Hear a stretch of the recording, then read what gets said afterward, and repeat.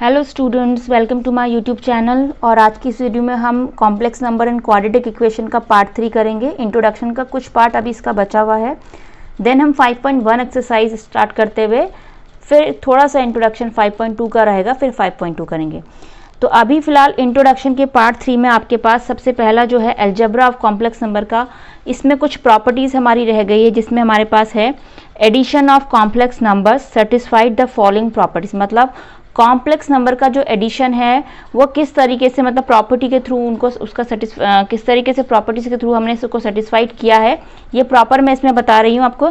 जैसे इसमें पहला आपके पास लॉ है द कम्यूटेटिव लॉ, मीन्स आपने कम्यूटेटिव लॉ, एसोसिएटिव लॉ, ये सारे जितने लॉज हमने जो छोटी क्लासेस में पढ़े हैं, ये सारे के सारे लॉ आपको हमने ऑलरेडी आपको बता रखे हैं कि रियल नंबर के थ्रू कैसे किए जाते हैं। जैसे कि फॉर एग्जांपल मैं आपको बताती हूँ, हमने सबसे पहले कम्यूटेटिव लॉ में ये पढ़ा था कि 2 में अगर हम 3 प्लस करें या 3 में 2 प्लस करें तो हमारा आंसर कितना आता है 5।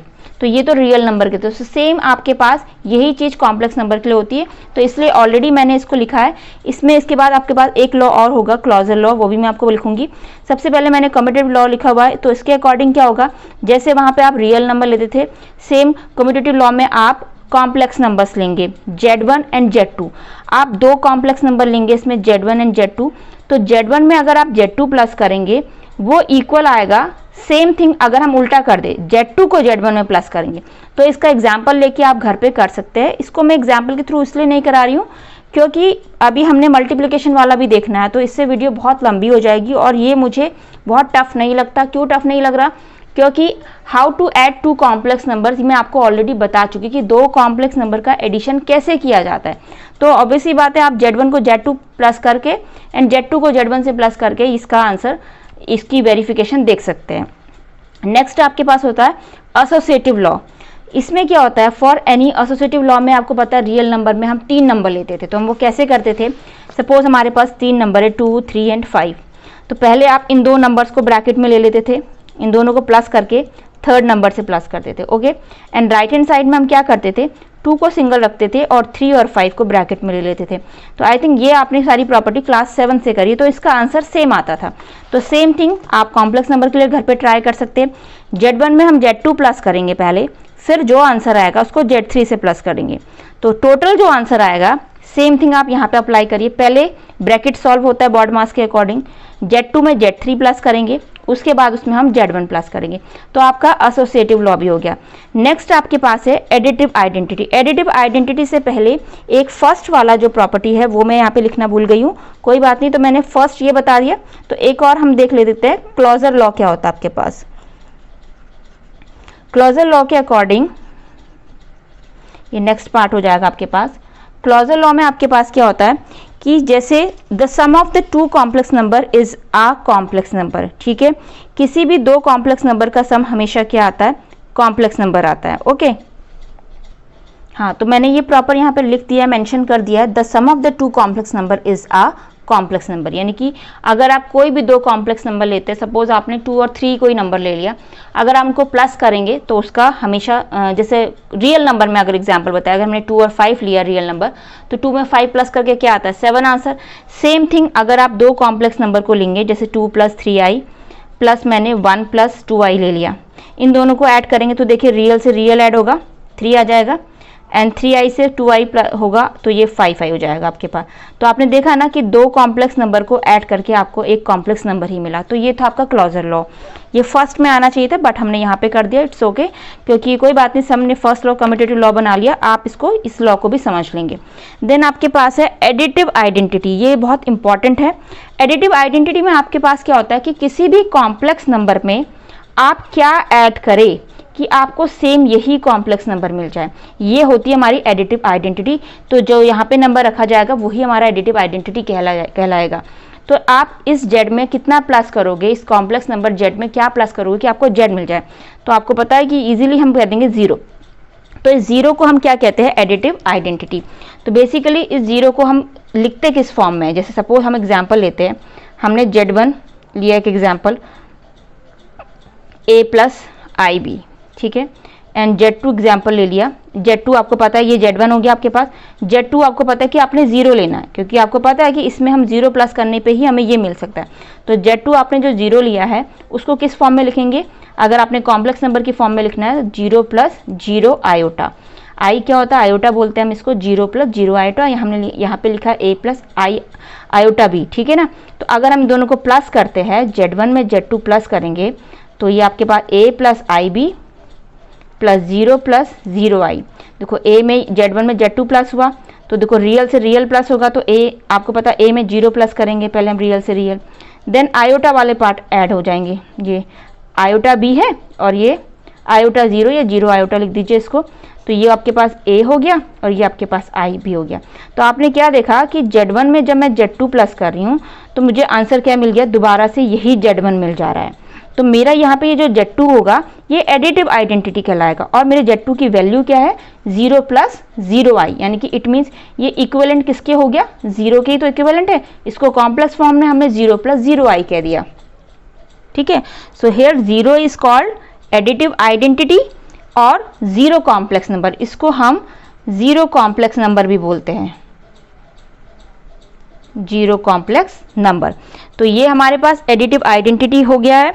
तो हमने एडिटिव आइडेंटिटी समझा कि यहाँ नेक्स्ट है हमारे पास एडिटिव इनवर्स। एडिटिव इनवर्स में आपके पास आप ये देखोगे कि किसी भी कॉम्प्लेक्स नंबर में हम क्या प्लस करें कि हमें एडिटिव आइडेंटिटी मिल जाए। एडिटिव आइडेंटिटी कितनी निकली थी हमारी? 0। आपको बताया था मैंने कि एडिटिव आइडेंटिटी हमारी कितनी थी, यहाँ देख सकते हो आप 0। तो आपने इस कॉम्प्लेक्स नंबर में हम कह रहे हैं कि क्या प्लस करें कि हमें एडिटिव आइडेंटिटी मिल जाए। तो ऑब्वियस सी बात है हम Z प्लस करेंगे, या आप बोलेंगे कि हम किसी Z में किसी कॉम्प्लेक्स नंबर में क्या प्लस करें कि हमें 0 आंसर मिल जाए। तो आपको बेसिकली इसको एग्जाम्पल के थ्रू मैं बताऊंगी आपको। तो ये आपके पास Z1 हमने सपोज करा 2 प्लस 3 आई ले लिया हमने, एंड सपोज मैंने Z1 ले लिया 2 प्लस 3 आई, एंड उसके बाद नेक्स्ट हमने देखना है Z2, है ना। इसको Z ही ले लेते, हमने पूरा Z इसके थ्रू ही हम दिखा देते, Z1 ना करके इसको Z ही बोल देते। देन इसके बाद हमने माइनस Z निकालना। माइनस मतलब जो आपके पास Z गिवन है उसके आगे आप माइनस साइन लगा देंगे ऐसे। देन ये माइनस साइन अंदर चले जाएगा, मल्टीप्लाई हो जाएगा, तो माइनस Z की वैल्यू ये आ गई। अब इन दोनों को ऐड करना है, इन दोनों को क्या करना है? ऐड करना है। तो ये कितना आ जाएगा? 2 प्लस 3 आई, ऐड करके आप प्लस करेंगे, ये माइनस का 2 माइनस का 3 आई, तो प्लस का साइन हट जाएगा ये, तो माइनस का 2 माइनस का 3 आई। तो आप देख सकते हो इसका आंसर रियल से रियल आपका सब्ट्रैक्ट हो जाएगा, एंड इमेजनरी से 3 आयोटा से माइनस 3 आयोटा ये सब कैंसिल आउट होके 0 हो जाएगा। तो आपने देखा इजीली कि हमारे पास वो इनवर्स क्या आया? माइनस का Z। तो यहाँ पर आप क्या करोगे? इन अदर वर्ड्स आप कह सकते हो कि एडिटिव इनवर्स में आपने जो भी कॉम्प्लेक्स नंबर लिया है उसका बस आपने साइन चेंज कर देना है। आप बेसिकली इसको ऐसे समझ सकते हो, ठीक है। तो इस तरीके से हमने इसे बोला, हमने इस माइनस Z को क्या नेम दिया? इस माइनस Z को हम बोलेंगे, जो ये माइनस Z है इसको हम एडिटिव इनवर्स भी बोलते हैं, और सेकेंड नेम इसका क्या होगा? Negative of Z। Negative of Z भी बोल सकते हैं और एडिटिव इनवर्स भी बोल सकते हैं, ओके। अब नेक्स्ट हमारे पास है the multiplication of complex number satisfied the following properties. Multiplication के बेसिस पे कि कैसे प्रॉपर्टीज आपकी सेटिस्फाइड होती है। क्लोजर प्रॉपर्टी में आपके पास मैंने बता दिया क्लोजर प्रॉपर्टी क्या होती है। The product of 2 complex number is always a complex number. आप कोई भी 2 कॉम्प्लेक्स नंबर को मल्टीप्लाई करेंगे तो आपको एक कॉम्प्लेक्स नंबर मिलेगा। इसको एग्जाम्पल के थ्रू आप सेटिस्फाइड कर सकते हैं। कम्यूटेटिव लॉ क्या होता है? में Z1 Z2 यानी कि अगर किसी कॉम्प्लेक्स नंबर को किसी अनदर कॉम्प्लेक्स नंबर से मल्टीप्लाई करेंगे, सेकंड केस में अगर हम सेकंड वाले कॉम्प्लेक्स नंबर को फर्स्ट से करेंगे तो सेम आएगा। तो ये स्टार्टिंग की प्रॉपर्टीज आप क्लास 7 से करते आ रहे हो, तो आप कॉम्प्लेक्स नंबर के केस में भी इजीली कर सकते हो, क्योंकि आपको how to add and how to multiply मैं बता चुकी हूँ कॉम्प्लेक्स नंबर का। सेम एसोसिएटिव प्रॉपर्टी में Z1 Z2 ब्रैकेट में आएंगे, Z3 बाहर हो जाएगा, इज इक्वल टू यहाँ Z1 बाहर से आएगा और Z2 Z3 आपके पास बाहर से हो जाएगा। अब बात आती है मल्टीप्लिकेटिव आइडेंटिटी। ये मैंने मेंशन इसलिए नहीं करी क्योंकि ये मैं पूरा एक्सप्लेन आपको करूंगी। मल्टीप्लिकेटिव आइडेंटिटी में हम यही सेम जो हमने उसमें एडिटिव आइडेंटिटी में करा था कि इस Z में हम क्या मल्टीप्लाई करें कि सेम हमें यही Z मिल जाए। तो इट मीन्स हम 1 करेंगे मल्टीप्लाई। वहां हमने भी तो सेम यही करा था कि z में हम क्या प्लस करें कि हमें z ही मिल जाए। तो सेम इस कॉम्प्लेक्स नंबर में हम क्या मल्टीप्लाई करें कि हमें z मिल जाए, तो 1। तो एग्जाम्पल के थ्रू उसको भी देख लेते हैं। सपोज मैंने z1 लिया 2 + 3i एंड z2 लिया मैंने, आपको पता है z2 1 लेना है, तो 1 को आप कैसे रख सकते हो, ये रियल पार्ट है, 1 इसमें आयोटा वाला तो पार्ट है ही नहीं, तो उसको 0i लिख देंगे। देन इसको मल्टीप्लाई कर देंगे, 2 + 3i की मल्टीप्लाई हम कर देंगे 1 + 0i से। तो ये कितना हो जाएगा आपके पास, देखिए 2 पहले 1 से मल्टीप्लाई होगा, देन 2 0 आयोटा से होगा तो ये 0 ही हो जाएगा। देन 3i 1 से मल्टीप्लाई होगा तो ये 3i हो जाएगा। देन 3i 0 आयोटा से मल्टीप्लाई होगा तो 0 हो जाएगा।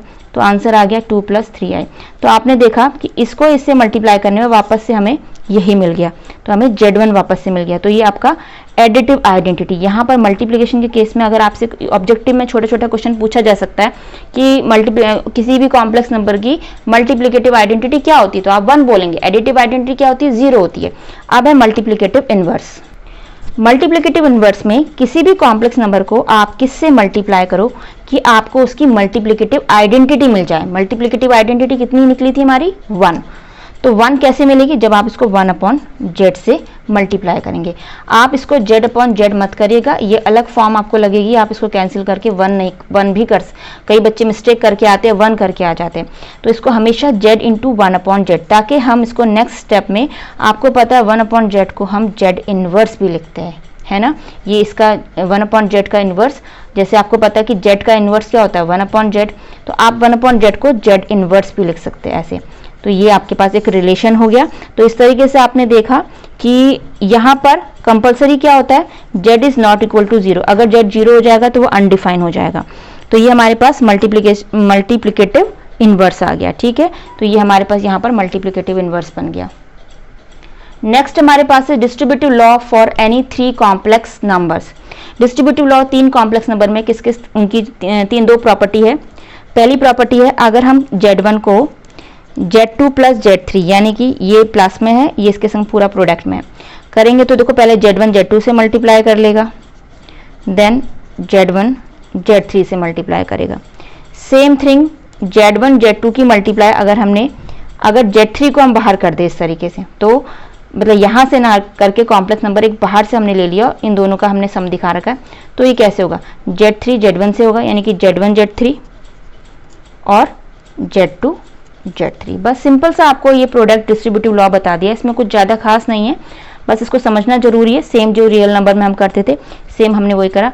अब हम properties of conjugate and properties of modulus को बताने से पहले आइडेंटिटीज की तरफ जाएंगे। हमें अच्छे से पता है ये बात कि आइडेंटिटीज आपने क्लास 6, 7, 8 में a + b² रियल नंबर्स के लिए देखी है। जैसे a + b² होता है सेम कॉम्प्लेक्स नंबर के लिए z1 + z2 का whole square, z1² + z2² + 2z1 z2। Then z1 - z2² के लिए z1² + z2² - 2z1 z2। अब क्यूब वाली मैंने यहाँ पे नहीं लिखी क्योंकि मैं इसको थोड़ा समझाना चाहती हूँ, कई बार बच्चों को कंफ्यूजन होता है।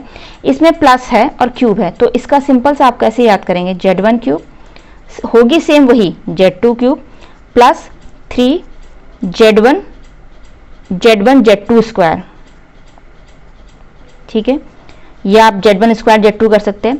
अब यहाँ पे इसका स्क्वायर आ गया, तो इट मीन्स नेक्स्ट स्टेप में आप इसको 3z1 z2², अब नेक्स्ट स्टेप में आप 3z1² z2 कर सकते हैं, ठीक है। पहले हमने z2 का स्क्वायर करा और इसके बाद हमने z1 का स्क्वायर कर दिया, ओके। हाँ, एक सेकेंड, थोड़ा सा कैमरा ब्लर। हाँ, अब नेक्स्ट है आपके पास z1 - z2 का होल क्यूब। तो सेम थिंग, जहां जहां पे z2 आएगा उसके क्यूब के अकॉर्डिंग आप उसका साइन चेंज करेंगे। देखो पहले हो जाएगा z1 क्यूब, z1 आपके पास पॉजिटिव साइन में, z2 आपका नेगेटिव साइन में।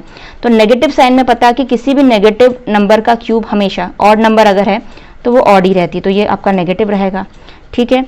देन हमने यहाँ पे क्या करना है, z2 का स्क्वायर करना है। अगला क्या करना है, 3z1 z2 का स्क्वायर। z2 का स्क्वायर यानी कि z2 अगर नेगेटिव भी है तो इसका स्क्वायर करेंगे तो पॉजिटिव हो जाएगा, तो ये पॉजिटिव प्लेस पे होता है।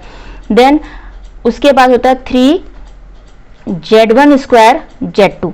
अब देखिए यहाँ पे z1 का स्क्वायर, z1 तो ऑलरेडी पॉजिटिव है, यहाँ पे z2 आपके पास की पावर 1 है, 1 पावर में तो कोई नेगेटिव साइन ही आएगा आपके पास, तो यहाँ पर नेगेटिव आ जाएगा। सेम a² - b² आइडेंटिटी आपको पता थी, z1 + z2 and Z1 minus का Z2। ओके, तो ये हमारे पास हो गया है प्रॉपर्टीज। जो सिंपल प्रॉपर्टी हमारी रियल नंबर्स के लिए होती थी वही सेम कॉम्प्लेक्स नंबर के लिए। अब नेक्स्ट टॉपिक है the modulus and the conjugate of a complex number. किसी भी कॉम्प्लेक्स नंबर का मॉडुलस एंड कॉन्जुगेट कैसे फाइंड करते हैं। जैसे सपोज हमारे पास एक कोई कॉम्प्लेक्स नंबर है ZA + IB, ठीक है। इसी के एग्जाम्पल के थ्रू मैं मॉडुलस भी बता दूंगी। हालांकि मैं मॉडुलस बता चुकी हूँ, बट फिर भी अभी हम जो आगे बताने वाले हैं उसमें इसका यूज होने वाला है, तो मैं रैंडम एक बार रिवीजन करवा देती हूँ आपको। तो इसका मॉडुलस फाइंड करने के लिए इस तरीके से मॉड लगाते हैं। मॉड का मतलब होगा कि देखो, मॉड का बेसिकली तो मीनिंग ये होता है कि मॉड अपने अंदर कोई भी नेगेटिव नंबर भी होता है। अगर -1 मॉड है तो -1 भी आपका प्लस हो जाता है। मॉड का ये मतलब एक डेफिनेशन कह सकते हो आप उसको। और अगर पॉजिटिव है तो डेफिनेटली वो पॉजिटिव ही रहेगा। तो A + IB का मॉड इज इक्वल टू होता है, आप इसको कैसे फाइंड आउट करेंगे इन कॉम्प्लेक्स नंबर। इस चैप्टर में जो रियल पार्ट है उसका स्क्वायर कर दीजिएगा, और जो आयोटा वाला पार्ट है, जो इमेजिनरी पार्ट है, उसका स्क्वायर करके बाहर से अंडर रूट लगा देंगे, तो आपको उसका मॉडुलस निकल जाएगा। इसका मॉडुलस ऑफ Z, इसको हम बोलेंगे modulus of Z।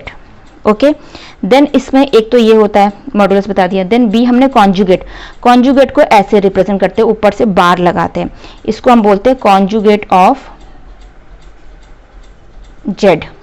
Conjugate of Z आपके पास Z बार हो गया, यानी कि Z कितना था हमारा A + IB, इसके ऊपर बार निकालना है। बार का मतलब होता है, इसका कॉन्जुगेट का मतलब होता है कि आपका जो A है वो एज इट इज रहेगा, पहले रियल पार्ट। जो आयोटा वाला पार्ट है उसका जो भी साइन होगा, अगर माइनस है तो प्लस हो जाएगा, अगर प्लस है तो वो माइनस हो जाएगा, उसका अपोजिट साइन हो जाता है। ठीक है, साइन कैसे हो जाता है, अपोजिट साइन, मैंने यहाँ पे मेंशन कर दिया अपोजिट। तो कॉन्जुगेटेड मॉडुलस आ गया। देन हम इसकी प्रॉपर्टीज पढ़ेंगे। तो स्टूडेंट्स की प्रॉपर्टी बहुत ही इजी है, इसमें ज़्यादा कुछ हमने इन प्रॉपर्टीज़ को बेसिकली हम डायरेक्ट यूज़ करेंगे अपने प्रूफ वाले क्वेश्चंस में, जो आपकी मिसलिनियस में आपको ज़्यादा मिलेंगे, एनसीईआरटी में, एंड अदर बुक में RS अग्रवाल, RD शर्मा में आपको मिल सकते हैं। जैसे Z1 + Z2 का जब होल बार होता है तो वो इक्वल होता है Z1 + Z2 बार, है। यू कैन वेरीफाई, मतलब आप उसको वेरीफाई भी कर सकते हो, ठीक है, यू कैन वेरीफाई ऑल्सो, आप इसको इजीली वेरीफाई कर सकते हैं। देन Z1 - Z2 का बार अगर आपके पास है तो उसको हम नेगेटिव फॉर्म में ऐसे कर देंगे, बस नेगेटिव साइन है तो उसको मतलब इसका जो होल बार है वो सेपरेटली इसका बार को आप वेरीफाई करके देखिए। कोई Z1 सपोज कर लीजिए, कोई Z2, इनको माइनस करके जो भी आंसर आएगा उसका बार निकाल दीजिएगा। ठीक है, सेम थिंग आप इसमें कर लीजिएगा। और एक प्रॉपर्टी होती है आपकी Z1 Z2 का अगर प्रोडक्ट में है तो सेपरेटली भी आप उसको ऐसे प्रोडक्ट में लिख सकते हो। इट्स जस्ट अ प्रॉपर्टी, ये सिर्फ एक प्रॉपर्टी है जिसको आपने यूज करना है। अगर आपका मन है इसको वेरीफाई करने का तो आप वेरीफाई कर सकते हो एग्जाम्पल के थ्रू। एंड डिवाइड के केस में अगर ऐसे है तो आप इसको सेपरेटली कर देंगे ऐसे। सेम थिंग मॉडुलस में क्या होता है, मॉडुलस के केस में अगर Z1 × Z2 का मॉड आपको निकालना है तो आप उसको सेपरेटली ऐसे भी लिख सकते हो, जैसे यहाँ पे कंबाइन करके होल करा है ना, आप ऐसे कर लेंगे। एंड सेम डिवाइड के केस में बस खत्म। वहां पे आप हमारे पास आप बस इतना मेंशन कर देंगे Z2 is not equal to 0, because ये अनडिफाइन हो सकता है।